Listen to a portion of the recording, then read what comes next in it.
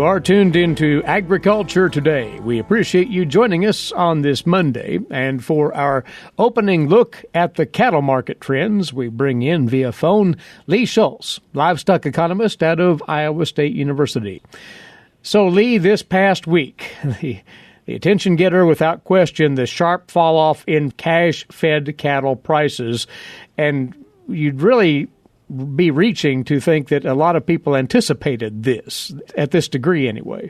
And I think that's the factor. It's maybe this degree. When you look at cash trade, we had been running basis levels pretty strong, about 10 or plus over the board. Those definitely narrowed up quite a bit here when you look at $5 lower for the week in live trade, almost 10 in carcass trade. And so I think really maybe we're getting back into a little bit historical levels, at least when we look at the basis levels. I think really what's going on with the cash market is we've really seen packers take a step back as far as slaughter levels. Last 3 weeks or so, we've been down about 2%. This last week we were in a shortened week a bit with Good Friday, and we've seen a little bit lower slaughter levels. So I think that has helped them push packer margins a bit higher in bidding down some of those prices. So this was not so much a reaction to the cattle on feed report, which was deemed mildly bearish, but it's more of worries about large volume of beef heading to market here in the coming months? I think it is exactly that. When you look at the cattle on feed report, all estimates were within pre-report expectations, at least when you look at the range. The biggest deviation was the placement numbers being up 2.8% above expectations.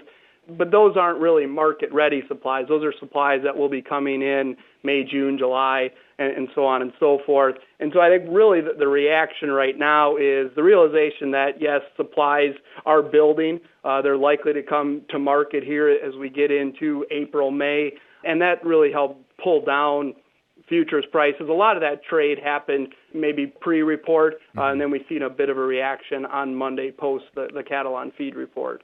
Now, the feeder cattle auctions, at least here in Kansas this past week, Lee, seem to have held steady for the most part, maybe even higher money being paid for the heavier weight feeders, and this in the face of that downturn in the fed cattle market. How do you interpret that?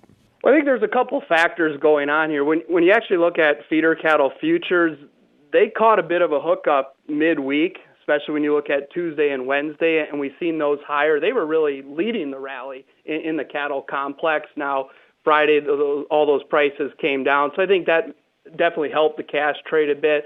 Also, I think the calf and feeder cattle market, and depending on the weight, is a little bit muddled between the softening Finnish cattle trade, which is obviously bearish on the market, but also the grass fever purchases. So as the places that do have grass, as I know some areas are dealing with deteriorating conditions, but the places that do have grass, I think are going after those cattle and seeing pretty strong purchases for those feeder cattle. So that is probably pretty regionalization. We do see some higher prices someplace and some lower prices this last week in some places as well. But you hint at the caveat here, and that is the available grass resources looking forward. This drought that we have here in Kansas and parts of the southern plains, elsewhere too for that matter, is expanding yet, and grazing prospects are looking a little, shaky, at least in some quarters. And will this be a market factor at some point or the other? I think a big part of it has already occurred, at least as we look at what the cattle on feed report confirms. So we knew coming into 2018, especially the cattle inventory report showed that there was less feeder cattle supplies available, and that's because cattle were already on feed, and that really very much matched the deteriorating conditions. I think this last cattle on feed report showed placements up really large in Texas, Kansas, Oklahoma, some of the areas that have seen some of the worst conditions. Actually, those three states accounted for 75% of the increase in placements in February. And so we're really pulling these cattle probably ahead, and that's really pulled on the available feeder cattle supplies that are out there. A lot of the increase in placements was the larger weight cattle.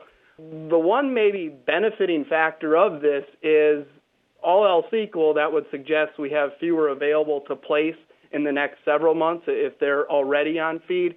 But this is really against the backdrop of larger supplies. And I think because of some of these deteriorating conditions, we're pushing more heifers into feedlots. And so we're seeing larger numbers because of that. Not so much that, we've seen a big change in profitability for cow-calf producer profits in 2018 and so on and so forth. But some of the conditions to maintain those cows have definitely deteriorated in those areas, and we've seen more of those heifers go on to feed. Yeah. Lee would like to make the link here between the cattle market and the USDA's Prospective Plantings Report, which came out last Thursday, and honing in on the corn planting intentions number there, which was somewhat short of expectations. In fact, it fell below soybeans. That a boost to the corn market, which then may bring some pressure to bear on particularly feeder cattle prices. Or is that much of a variable to consider? Well, I think it's a bit of a tenuous correlation there, but definitely it traded it on Thursday. The news of that, we've seen a real rally in corn futures price up about 14 cents, and that really pushed down feeder cattle and then fed cattle as well. When you look at the impact of that on corn prices, actually corn prices are where they're at about 14 days ago. So it really did fill back in that hole, the news of this report. So as far as the impact on feeder cattle and cost of gain there, I think maybe this is a hint at purchasing some feed ahead. This is a signal that maybe prices could go a bit higher and an opportunity to do that. Now, I think as we go out into this coming week, we will smooth that out a bit. I think there was maybe some overreaction in the market being limit down, especially in those forward contracts. But definitely this brought down prices as it was rather bearish to the cattle complex. Well, Lee, a talking point on competing meats and more directly on pork, the latest USDA hogs and pigs report was issued this past week, and that eliminates any doubt there'll be plenty of pork out there as a competing meat here for the balance of 2018. The best way to summarize the report was as expected. Really, those numbers were almost precisely predicted by pre-report expectations, so I don't see much movement in the hog complex. But what it did do is confirm that we're going to have record large supplies of pork. That's going to be a major competing meat. Those prices for pork are going to decline at the retail level in order to help push more of those supplies. So pork is going to be a very competitive against beef when we look at domestically. Also, export growth in beef as well as pork is going to be very important as we continue to increase the red meat and poultry supplies in the U.S. here in 2018 and likely into 2019. And to that point, word came out that the trade agreement between South Korea and the United States, the KORUS, as it's called for short, has been reworked and apparently for the better with respect to U.S. beef and pork exports into that country. So does that carry some significance here? Very significant. You really only have to go back to 2012 when we've seen the initial agreement, and to see what's happened since then. We've been up 69% when we look at red meat exports to Korea since 2012. Actually, last year, the U.S. regained the number one status for beef, beating out Australia. We're the number 2 pork exporter to South Korea, second to only the European Union. So very important there that we've maintained that access. We went from pork products to really now enter duty-free, and the beef exports reduced 40% to 21.3% duty on that, and will continue to decline in 2026. Why that's so important is because our major competitors have similar agreements. So if we want to really maintain our status and continue to grow that, we're going to have this really free access to South Korea. Well, Lee, we'll finish with the question of the moment, and that is, can the cattle market, after the hullabaloo of this past week and the weakness that set in, find its footing this week? Well, I sure hope so. Seeing limit down on Thursday. It was a shortened week with Good Friday. So looking at trade at least stabilizing as we get into Monday following the Easter holiday. One suggestion would be, I think producers really need to look at their feed costs in particular, getting a handle on that cost of production. Maybe there's a hint here with the prospective plantings report that we could see a bit tighter crop, and that will push prices higher. Also looking at cattle prices, those prices aren't maybe looking that attractive to put some price protection in. But given the trajectory we've been on, we're down $17, $18 since February 20th on the nearby. Maybe an opportunity to put a little price protection in against maybe even a little bit bearish market as we move forward. Very well. Hey, Lee, we appreciate the input and the advice right there. And thanks for your analysis. We'll catch up with you again soon. All right, thank you. That's Lee Schulz. He's a livestock economist with Iowa State University, and he joins us regularly to talk cattle market trends here on Agriculture Today. For 25 years, K-State Research and Extension's Kansas Agricultural Mediation Services has been providing a no-cost, confidential place to call in and visit with an agricultural lawyer. Our experts are available to help you producers handle legal and financial issues. Explore your options and generate solutions. Call us at 800-321-3276 or visit us online. Kansas Agricultural Mediation Services.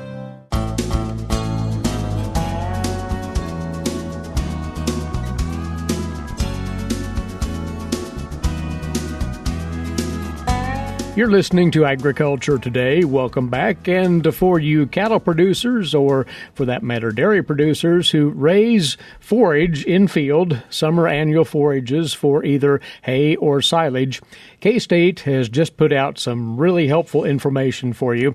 It's a performance test report covering the 2017 trials around Kansas. And we're going to let you know what's in that report and, moreover, how you as a producer might interpret its findings for your benefit. Along with us now is cropping systems agronomist based in southwest Kansas for K-State, John Holman. He was one of the co-authors of this work. Well, John, tell us more about the tests themselves. You have multiple locations around the state where you look at quite an array, actually, of forage and silage varieties, right? Yes. Hi, Eric. Glad to be with you again, as always. This will be the third year now that Kansas State University has looked at hay and silage, summer varieties. Years and years ago, we had done some of this work, but it was probably about a 20-year gap where we hadn't done that work. And so, this will mark the third year now that we have looked at different types of varieties. And this past year, we had 4 locations: Parsons, Belleville, Hayes, and Garden City. And you had a sizable number of varieties that you looked at, both on the hay side and the silage side. Is that correct? Yes, that is correct. We've had very good interest from the companies to enter their material, so we have quite a number of companies represented by the test, and there's been a lot of interest by end users, cattle producers, feedlots, dairies, in getting this type of information available and out to them. So it's been very well received. As you would describe it, John, what is the objective of the test, beyond just yield, right? Right. In addition, we do a yield test, which is, that is obviously very important, the yield component. But we also look at a quality component, so we look at the different characteristics for both the hay and silage. We harvest the silage type varieties all at, this would be forage sorghum type material. We harvest that at soft dough, and we harvest the hay types when they start to initiate heading, and we take 2 cuttings on the hay type. So all of these different varieties are cut based on the individual maturity of that specific variety. And so that allows us to do a nice comparison of yield potential and also quality. And in fact, if we stay for a moment on the forage hay side, you have 4 categories of forages that you look at. That is correct. We have forage sorghum, sorghum Sudan, a true Sudan grass, and millet would be the 4th one. And a long list of traits that are covered in table form in the test report for each of these that's entered into the tests. And Some of those are the standards, acid, detergent, fiber, crude protein, and other contents, but it's beyond those basics, it looks like, John. Yes, I mean, we fully analyze every variety for quality. So on the silage side, we're interested in starch content, crude protein, DF, NDF content. And then also for all of these different varieties, we have, depending on what is entered, there is a large variability in the different traits. So we have some brown midrib or BMR type material, and then the non-BMR, we have some photoperiod sensitive material, dwarf. We have a large array of different traits represented, and then we've also can compare how the quality and yield, some of these traits affects yield or quality across all the different varieties. And so we see a nice improvement in forage quality. For example, with the brown midrib types, we do tend to see a little bit of a slight yield reduction with the brown midrib compared to the non-BMR. That difference is more pronounced or larger under the drier, more stressful conditions, and is not quite as significant under the higher rainfall or irrigated test locations. So this report gives a producer that latitude in looking at tonnage as well as quality and whichever they care to emphasize in their operation.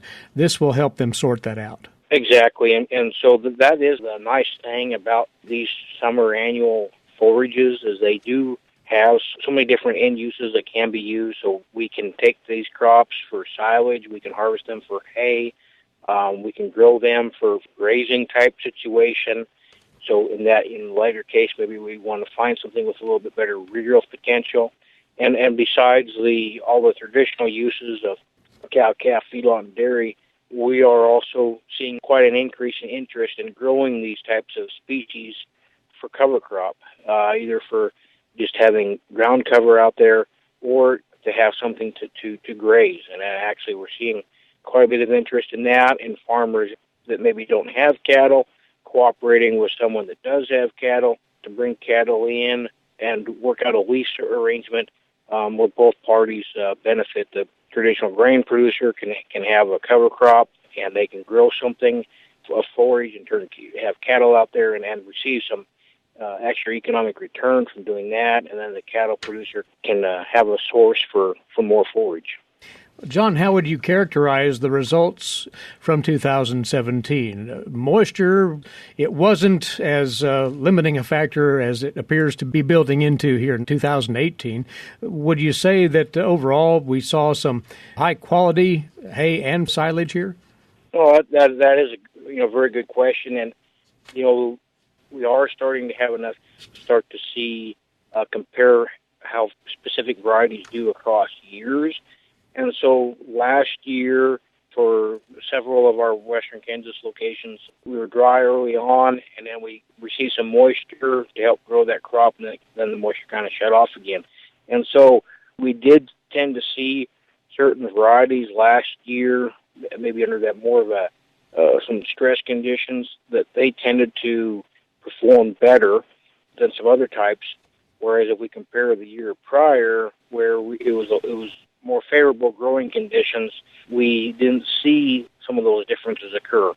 And so, where we're looking at this year, going in where we're currently quite dry, hopefully that will turn around. But if in a year that's more challenging, then, if looking back at the test results from last year, I think people can identify some of those varieties that can tend to perform a little bit better under some of those more challenging conditions. We want to be careful not to only look at 1 year's worth of data and draw conclusions from that. It's much better to look at several years of data to see how different varieties perform across years before we start to try and, really make decisions on what variety we want to grow. And the way it looks like right now, we've had a very dry winter, we've had a dry spring, and talking to many different producers across the state, a lot of the forage supply has been, a lot of it's been used up. there's other parts of the country that is also, the forage availability is down nationwide. And so we definitely want to make sure, do the best we can this year to grow enough forage to meet our demands going forward to next winter, because it does look like we're going to be in kind of possibly in a market where hay prices are going to be higher than normal and shorter supply. Well, this performance test information will go a long way in aiding producers in sorting out which forage or silage type will be the most beneficial to their operation and the most feasible for their growing conditions. John, how does one get a hold of these results? The easiest way is to go to the Kansas State University Agronomy website, and on that website we have all of the performance tests for all of the crops, all the grain crops, and including forages. And so the last several years of data is available there for the different locations across the state. And, of course, they can always reach out to their local extension agents, and they have access to a full report that has a lot more detail than what is available on the website, or they can feel free to contact me also. Excellent. Well, start by going to agronomy.ksu.edu. Click on the extension link there, and then you'll see the tab to the crop performance tests. And the one that we're talking about today on forage hays and silage is right there under that tab. So have a look. And, John, this is excellent information for our producers and timely in that we'll be looking at going to the field with seed of these stands relatively soon anyway. Yes, it is very timely. Yeah, we need to be thinking about getting that seed because we're only 30, 60 days away from needing to be in the field and start planting. Good work on the part of you and your colleagues, and thanks for sharing a few words on it right here. Thank you, Eric. He's John Holman, cropping systems agronomist for K-State. He is based in southwest Kansas.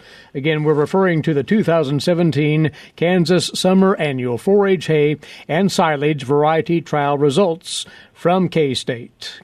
And you're listening to Agriculture Today with more in a few moments on the K-State Radio Network. Did you eat today? Thank a farmer. A way to get more involved in agriculture is through 4-H and FFA. Through 4-H and FFA, we have been given multiple opportunities to grow as leaders and learn more about agriculture. You can learn skills related to jobs, public speaking skills, and you get the opportunity to travel around the country and meet new people. If you want more information about getting more involved in 4-H and FFA, visit them on their websites at kansasffa.org and kansas4h.org.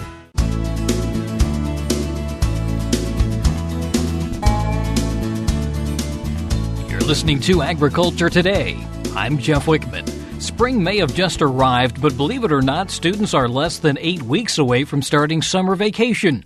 If that gets your heart racing, Kansas 4-H Family and Consumer Science Program liaison Andrea Feldkamp says now's the time to start planning what the kids will do this summer and taking steps to make sure they'll have a safe and healthy summer. There's a lot of different opportunities that you can explore within your local community, but you have to look ahead and start that planning process now. The first step is to look around your community, and each community is going to be a little bit different as far as the opportunities that are available. Most communities may have a park and recreation services that has different opportunities available. There could even be school-based opportunities. A lot of schools will offer activities in the summer months. Churches are another great place to explore as far as vacation Bible school options or even camp-type experiences, even athletics or music. There's lots of different opportunities for camp experiences, too, that youth can participate in particular school-age youth. And so registration for many of these aspects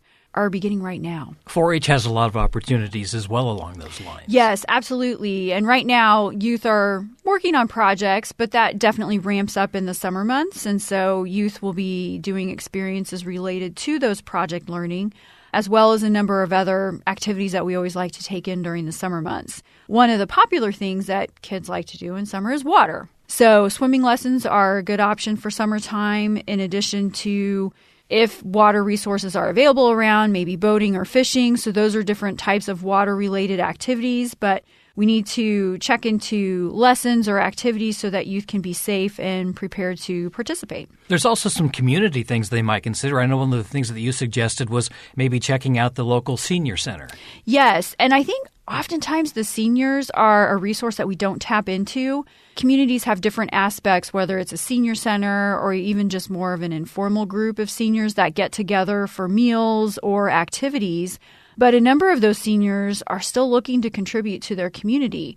What better way than to pair them up with youth and have them teach a skill or an aspect that they know about to a child who's interested or passionate about that? So partnerships through the senior programs are a way to help with project experiences, for example, or just help make sure that intergenerational exchange can happen. We often worry about that learning loss that might occur, and reading is another way to keep up with that. Yes, each community has a public library, and they're all part of a statewide summer reading program. There's about 15% of the year's knowledge that can be lost over the summer, and most of that happens with reading. Math is another area that we need to work on so that youth are ready to start back in the fall and not have what's called that summer slide. So summer reading program is great. Even opportunities to engage youth in games such as scavenger hunts or other activities that require the youth to read, maybe involving mysteries or puzzles for them to solve to help build on those skills and keep them reading for the summer. Maybe not as fun as reading and playing with the senior citizens, but might be a good time for the families to get in for all of those regular checkups. Yeah, so in looking at your child, we're looking at the whole aspect of health. Looking now to schedule those summer dental checkups, eye exams, or even those physicals for back to school time, because many parents wait until that June timeframe and think, oh, I need to schedule this. Other parents are doing the same thing. And so then it becomes difficult to get your child in maybe before that first school bell rings for the next school year. So scheduling those now, you'll be on the calendar. Maybe you can get those out of the way in the early part of summer and you won't have to worry about them once the school year approaches. Also making sure all those immunizations are up to date. Yes. Definitely making sure your kids are updated on those is a good plan. And summertime's a good time to do that because you don't have to pull them out of school. One of the other things that we like to look at in the summertime, and this pertains more to those teens, a lot of the things that I've talked about could apply to lots of different ages, but majority of the younger ones like the older mentorship. But the teens are when they're starting to narrow down, what's next for me? You know, high school is almost done. Where do I go next? What do I do for school or career opportunities? And so summer could be a good time for them to job shadow, go to work for a day with someone that they think that is a career area that's of interest to them. And they can do some exploring and see what a day is like in that world. In addition, these older kids are ready to contribute to the community. And there could be maybe a project that needs to be tackled, whether it's some tree overgrowth at a house where there's an elderly resident and they're not able to get out to be able to cut those trees down or take care of those different aspects. Maybe it's pulling weeds on the local playground or a park, or maybe there's something that needs to be painted just to help refresh and make things look a little better. Those teens are great. So allowing youth to have the opportunity to identify something in their community that needs attention and giving them the reins to let them take a look at making that better is an awesome opportunity for summer. A lot of the things we've covered also are outdoor activities, so we want to make sure that we're safe outdoors. Yes, we just need to be cautious. Sun exposure, to reduce or prevent that, making sure that we're using sunscreen. SPF of 30 is the recommended number. Pack water, drink water regularly, and also try to avoid some of those sugary drinks or even those caffeinated beverages because that